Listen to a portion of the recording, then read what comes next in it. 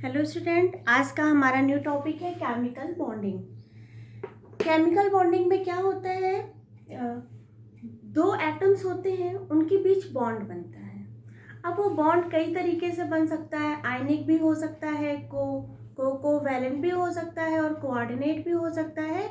और बहुत से फैक्टर उस पर डिपेंड करते हैं, जैसे आपका हो गया डाइपोल डाइपोल इंटरेक्शन हो गया, इंट्रामोलिकुलर फोर्स हो गया, इंटरमोलिकुलर फोर्स हो गया। ये सब क्या करते हैं, ये बॉन्ड फॉर्मेशन में बहुत ज़्यादा हेल्प करते हैं।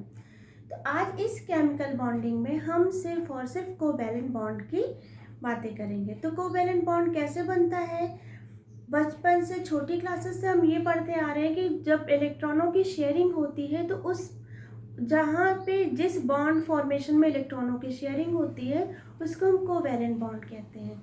लेकिन जैसे जैसे हम थोड़ी बड़ी क्लासेस में जाते हैं हमारी डेफिनेशन में थोड़ा सा और इम्प्रूवमेंट आने लगता है। अब यहाँ पे कोवैलेंट बॉन्ड को हम ऐसा नहीं डिफाइन करेंगे कि इलेक्ट्रॉनों की शेयरिंग, सिर्फ इलेक्ट्रॉनों की शेयरिंग होने से कोवैलेंट बॉन्ड नहीं बनते। कोवैलेंट बॉन्ड बनते हैं कैसे, जब ऑर्बिटल्स की ओवरलैपिंग होती है, एक एटम का ऑर्बिटल दूसरे एटम के ऑर्बिटल से ओवरलैप करता है, तब वहाँ पे कोवैलेंट बॉन्ड फॉर्म होता है। जैसे सपोज आपके पास एक एटम है ए, ठीक है, इसका ऑर्बिटल किसी बी एटम के ऑर्बिटल से क्या कर लेगा, ओवरलैप। ओके, अब यहाँ पे इलेक्ट्रॉन डिपेंड्स, कैसे डिपेंड्स करते हैं, जैसे सपोज ये ए एटम है और इसका जो ऑर्बिटल है, इसके ऑर्बिटल में एक इलेक्ट्रॉन है, ये हाफ फील्ड ऑर्बिटल है, और ये बी के वेकेंट ऑर्बिटल से जब ओवरलैप कर रहा है तो इस पूरे स्पीसी को हम क्या बोलेंगे, टू सेंटर हो गया और वन इलेक्ट्रॉन, जिसको हम बोलेंगे two centre one electron. Suppose एक एटम ए है और उसमें ये हाफ फील्ड है और दूसरा एटम बी, ये भी क्या है, हाफ फील्ड है। तो इन दोनों के ओवरलैपिंग से जो बॉन्ड बनता है उसको हम बोलते हैं, टू सेंटर है, टू सेंटर टू इलेक्ट्रॉन।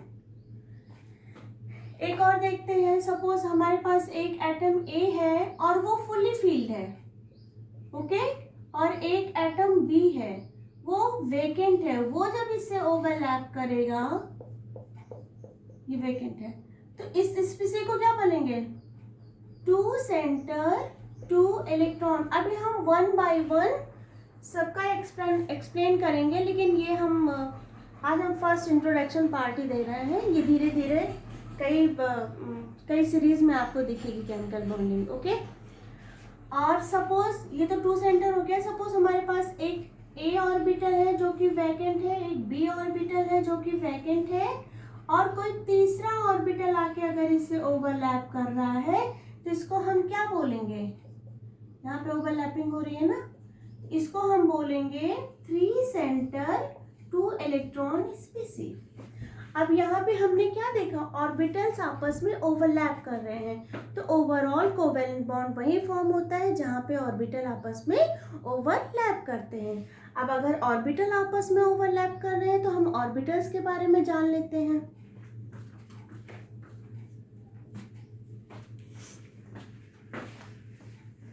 थोड़ी सी बात हम ऑर्बिटल थ्योरी के बारे में कर लेते हैं।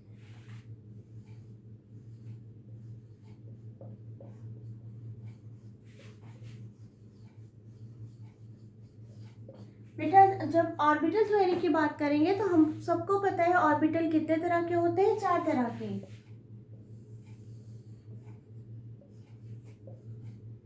एक होता है एस ऑर्बिटल, दूसरा होता है पी ऑर्बिटल, तीसरा होता है डी ऑर्बिटल, और चौथा होता है एफ ऑर्बिटल। ठीक है, तो जो एस ऑर्बिटल होता है, ये वाला ऑर्बिटल, एस ऑर्बिटल जो होता है वो स्फेरिकल शेप का होता है।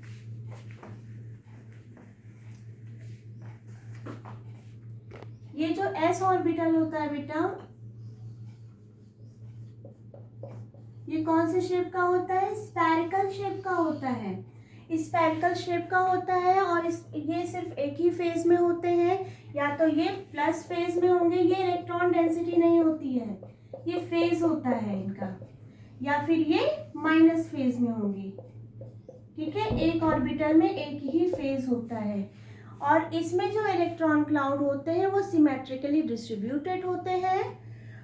अगर सपोज यहाँ पे न्यूक्लियस हो, ठीक है, तो अब ये न्यूक्लियस क्या करेगा? जब इसके इलेक्ट्रॉन सिमेट्रिकली डिस्ट्रीब्यूटेड होंगे, जो इलेक्ट्रॉन क्लाउड है वो क्या है? इस ऑर्बिटल में सिमेट्रिकली डिस्ट्रीब्यूटेड है, तो ये जो न्यूक्लियस है ये यहाँ से भी, यहाँ से भी, यहाँ से भी, यहाँ से भी, यहाँ से भी, यहाँ से भी, किसी भी डायरेक्शन से एस ऑर्बिटल के इलेक्ट्रॉनों को अपनी तरफ अट्रैक्ट कर सकता है। ठीक है, क्योंकि इसके इलेक्ट्रॉन जो होते हैं एस ऑर्बिटल के सिमेट्रिकली डिस्ट्रीब्यूटेड होते हैं। लेकिन अगर हम पी ऑर्बिटल की बात करें तो पी ऑर्बिटल डंबल शेप का होता है। इसकी एक फेज प्लस में और दूसरी फेज माइनस में होती है। यहाँ पे इलेक्ट्रॉन होते हैं, यहाँ पे इलेक्ट्रॉन होते हैं, लेकिन ये जो नोड प्लेन होता है यहाँ पे इलेक्ट्रॉन डेंसिटी सबसे ज़्यादा कम होती है। तो अगर न्यूक्लियस का इसके साथ हम अट्रैक्शन कराएं, सपोज ये न्यूक्लियस के पास है, न्यूक्लियस का इसके साथ अट्रैक्शन कराएं, तो यहाँ का अट्रैक्शन तो हो जाएगा इधर का, लेकिन ये जो नोड वाला एरिया होता है यहाँ पे इलेक्ट्रॉन डेंसिटी सबसे कम है, तो इसका अट्रैक्शन उतने अच्छे, जैसे एस ब्लॉक का देखो, एस ऑर्बिटल का अट्रैक्शन चारों तरफ से इक्वली हो रहा है और बहुत अच्छे से हो रहा है। लेकिन यहाँ पे अगर पी ऑर्बिटल का इस न्यूक्लियस से अट्रैक्शन हो तो यहाँ पे तो इलेक्ट्रॉन डेंसिटी अच्छी है, यहाँ पे अट्रैक्शन अच्छा होगा, बट यहाँ पे ये जो नोड वाला एरिया होता है यहाँ पे इलेक्ट्रॉन डेंसिटी कम होती है, इसलिए कंपैरेटिवली इलेक्ट्रॉन का अट्रैक्शन यहाँ पे कम होता है। तो पी का अट्रैक्शन उतना अच्छा न्यूक्लियस से नहीं होता है जितना अच्छा एस ऑर्बिटल का अट्रैक्शन होता है। क्यों? क्योंकि एस ऑर्बिटल जो होते हैं वो सिमेट्रिकल होते हैं, स्फेरिकल होते हैं, और इसमें इलेक्ट्रॉन क्लाउड जो होता है वो सिमेट्रिकली चारों तरफ डिस्ट्रीब्यूट होता है और न्यूक्लियस से इसका अट्रैक्शन अच्छा होता है। ठीक है, तो जो एस ऑर्बिटल में हमने क्या क्या पढ़ा, ये नॉन डायरेक्शनल होते हैं, इनका कोई डायरेक्शन नहीं होता है, स्फेरिकल शेप के होते हैं, और इसमें जो इलेक्ट्रॉन होते हैं वो सिमेट्रिकली डिस्ट्रीब्यूटेड होते हैं और न्यूक्लियस से इसका अट्रैक्शन सबसे ज़्यादा होता है। अब आइए कुछ और फिनोमिना के बारे में पढ़ते हैं। एक होता है बेटा पेनिट्रेशन और शील्डिंग। आइए उसके बारे में जानते हैं। पेनिट्रेशन एक बार थोड़ा सा आपको समझा देते हैं। पेनिट्रेशन क्या होता है? सपोज ये क्लाउड है, ओके, और यहाँ पे भी एक क्लाउड है। अब क्या हो रहा है, हवा ने इस क्लाउड को अपनी तरफ अट्रैक्ट किया, तो ये जो क्लाउड था, ये क्लाउड इस हवा के पास, ये हवा है सपोज, इस क्लाउड हवा के पास आ गया।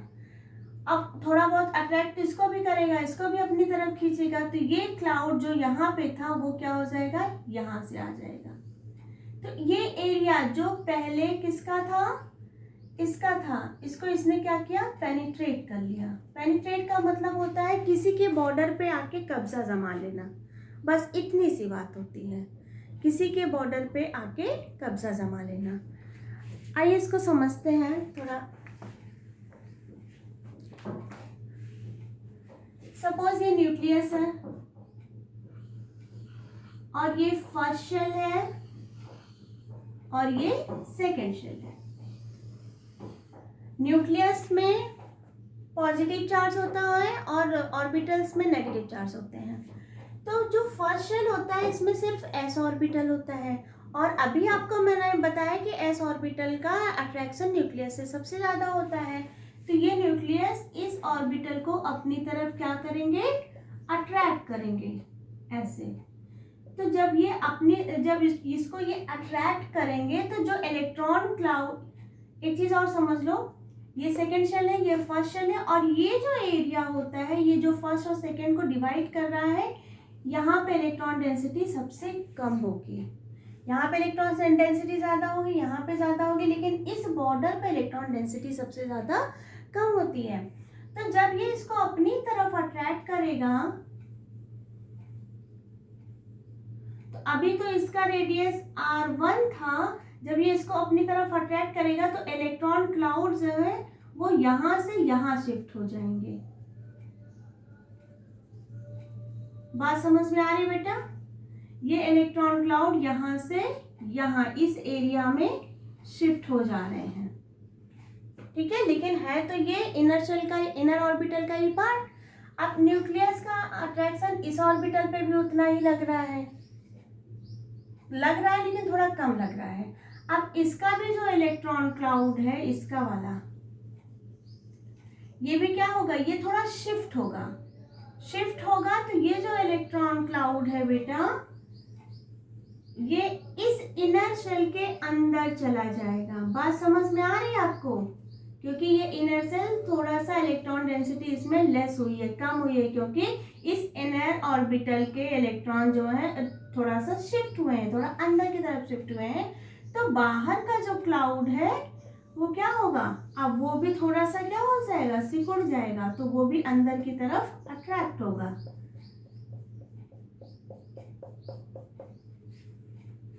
तो यहाँ पे ये जो इनर सेल का एरिया था, पहले इनर सेल यहाँ तक था ना, इस वाले बॉर्डर लाइन तक, लेकिन जब थोड़ा सा ये अट्रैक्ट हुआ तो इलेक्ट्रॉन यहाँ पे आके शिफ्ट हो गए। तो इस इनर सेल के एरिया में ये जो ब्लू पार्ट है, यहाँ पे आउटर सेल का और आउटर ऑर्बिटल के इलेक्ट्रॉन क्या हो गए, पेनिट्रेट हो गए। मतलब आउटर ऑर्बिटल के इलेक्ट्रॉनों ने इनर ऑर्बिटल का जो एरिया था उसको ऑक्युपाई कर लिया। ये जो ब्लू पार्ट है, ये इनर सेल का, इनर ऑर्बिटल का एरिया था, इसको ऑक्युपाई किसने किया, आउटर ऑर्बिटल के इलेक्ट्रॉनों ने इस स्पेस को ऑक्युपाई कर लिया। इसी फिनोमिना को हम बोलते हैं पेनिट्रेशन। क्या बोलते हैं इसको,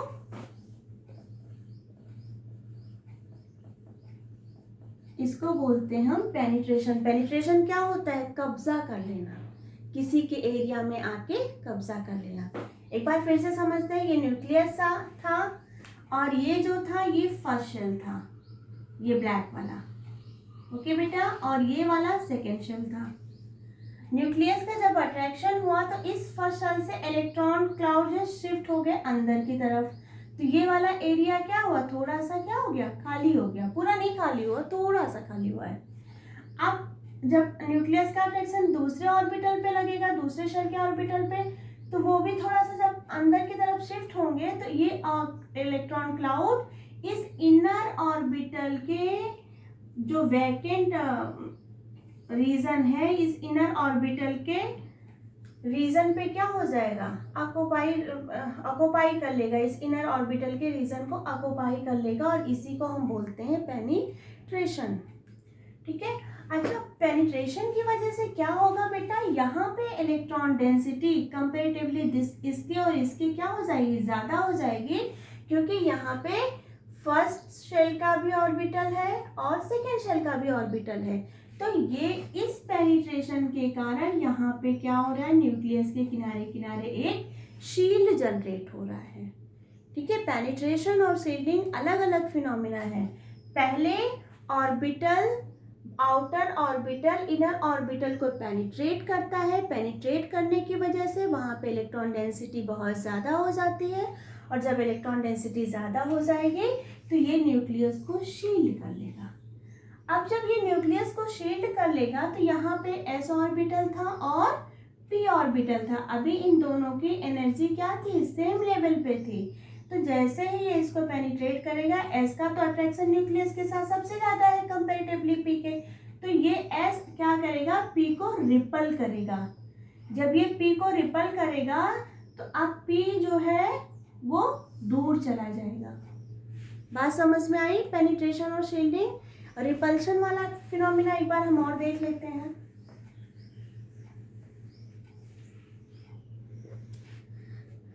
शील्डिंग का बेटा बस यही समझ लो, ठीक है। जैसे यहाँ पे क्या हो गया, पेनिट्रेशन हुआ, पेनिट्रेशन की वजह से क्या हुआ, न्यूक्लियस शील्ड हो गया। चल नहीं रहा है।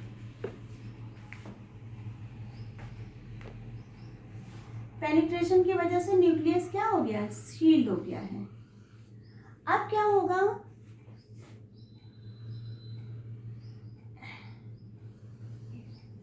ये तो पेनिट्रेशन की वजह से न्यूक्लियस शील्ड हो गया। अब यहाँ पे जो सेकेंड ऑर्बिटल में जो आपका 2s और 2p था, अब क्या होगा, 2s क्या हो जाएगा, अंदर की तरफ अट्रैक्ट होगा और 2p जो है वो थोड़ा सा बाहर की तरफ शिफ्ट हो जाएगा। क्यों, क्योंकि 2s 2p को क्या करेगा, रिपेल करेगा।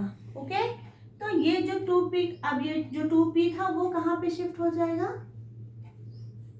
इस एरिया में शिफ्ट हो जाएगा। ओके, ये क्यों हो रहा है, रिपल्सन क्यों हो रहा है, ये दोनों सेम एनर्जी लेवल पे थे, फिर भी अब p की एनर्जी हाई क्यों हो रही है, क्योंकि जब यहाँ पे पेनिट्रेशन हुआ तो यहाँ पे शील्ड जनरेट होने लगा। शील्ड की वजह से s का तो न्यूक्लियस से अट्रैक्शन था, इसलिए s का अट्रैक्शन वैसे ही रह गया। अब लेकिन p का अट्रैक्शन कम था न्यूक्लियस से। क्यों, क्योंकि अब तो ये बहुत अच्छा शील्ड भी बन गया है, तो ये क्या करेगा, s ऑर्बिटल p ऑर्बिटल को रिपल करेगा, जिससे अभी p यहाँ पे था, अब p यहाँ पे चला गया। इसकी वजह से क्या हो रहा है, p का एनर्जी और ज़्यादा बढ़ रहा है। तो ऐसे अगर हम देखें तो 1s की एनर्जी सबसे कम होती है, 2p की एनर्जी उससे ज़्यादा होती है, और 1s की एनर्जी सबसे कम होती है, 2s की एनर्जी 1s से थोड़ी ज़्यादा होती है, और 2p की एनर्जी 2s से बहुत ज़्यादा होती है। वो क्यों होता है, वो सिर्फ और सिर्फ शील्डिंग की वजह से, जो रिपल्शन होता है उसकी वजह से होता है। इन दोनों को ऐसे देख लेते हैं, सपोज ये न्यूक्लियस है, हम फर्स्ट शेल की बात नहीं कर रहे, सेकेंड शेल का ही है। ये फर्स्ट शेल में s ऑर्बिटल है और इसी फर्स्ट शेल में क्या है, p ऑर्बिटल भी है।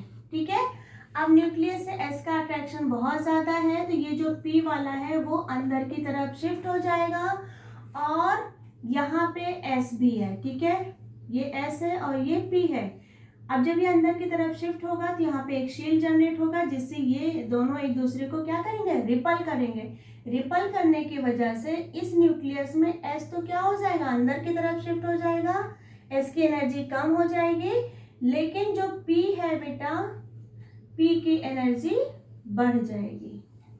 बात समझ में आई, अभी दोनों सेम एनर्जी लेवल पे थे, शील्डिंग की वजह से शील्डिंग की वजह से न्यूक्लियस का p पे अट्रैक्शन कम होता गया, जिसकी वजह से क्या होगा, ये s जो है ये p को रिपल करेगा और p की एनर्जी ज़्यादा हो जाएगी और s की एनर्जी कम हो जाएगी। ठीक है, तो जब मोनो इलेक्ट्रॉनिक फिनोमिना होता है, जब इसमें रिपल्सन या शील्डिंग या पेनिट्रेशन का कोई फंडा नहीं होता है, तो 1s is equal to 2s is equal to 2p is equal to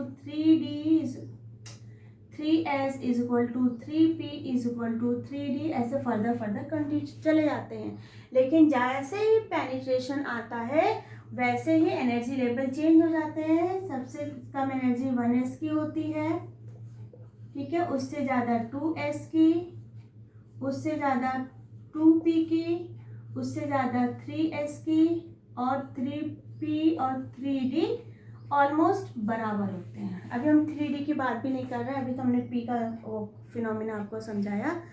तो ये होता है आपका एनर्जी लेवल डायग्राम। अब इसके आगे हम कल बात करेंगे। Thank you.